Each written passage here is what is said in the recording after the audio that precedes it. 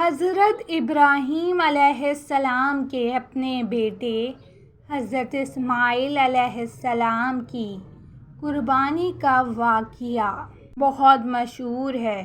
اس واقعے کی تفصیل قرآن، حدیث اور اسلامی روایات میں موجود ہے۔ اس واقعے کو تفصیل سے بیان کیا گیا ہے۔ حضرت ابراہیم علیہ السلام کو اللہ تعالیٰ نے بہت سی آزمائشوں میں ڈالا اور انہوں نے ہر آزمائش میں صبر اور ایمان کا مظاہرہ کیا۔ حضرت ابراہیم علیہ السلام اور حضرت ہاجرہ علیہ السلام کے بیٹے حضرت اسماعیل علیہ السلام اللہ تعالیٰ کی خاص نعمت تھے۔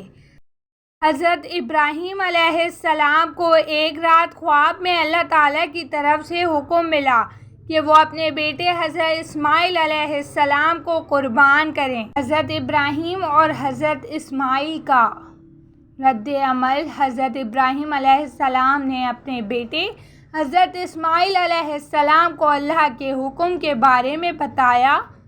حضرت اسماعیل علیہ السلام نے صبر و رضا کا مظاہرہ کرتے ہوئے کہا، اے ابا جان، جو کچھ آپ کو حکم دیا گیا ہے اسے کر گزریں۔ انشاءاللہ آپ مجھے صبر کرنے والوں میں سے پائیں گے۔ حضرت ابراہیم علیہ السلام اپنے بیٹے کو قربانی کے لیے باہر لے گئے۔ حضرت ابراہیم علیہ السلام کو اپنے بیٹے کو ذبح کرنے میں کوئی مشکل نہ آئی۔ جب حضرت ابراہیم علیہ السلام نے اپنے بیٹے کو زمین پر لٹایا اور چھری چلانے کے لیے تیار ہوئے تو اللہ تعالیٰ نے ان کی وفاداری اور ایمان کی آزمائش پوری ہوتے دیکھ کر ایک فرشتہ بھیجا جس نے حضرت ابراہیم علیہ السلام کا ہاتھ روکا اور اللہ تعالیٰ کا پیغام پہنچایا کہ اے ابراہیم، تم نے خواب کو سچ کر دکھایا۔ اللہ تعالیٰ نے حضرت اسماعیل علیہ السلام کی جگہ ایک عظیم جانور جسے دمبا کہا جاتا ہے قربانی کے لیے بھیجا۔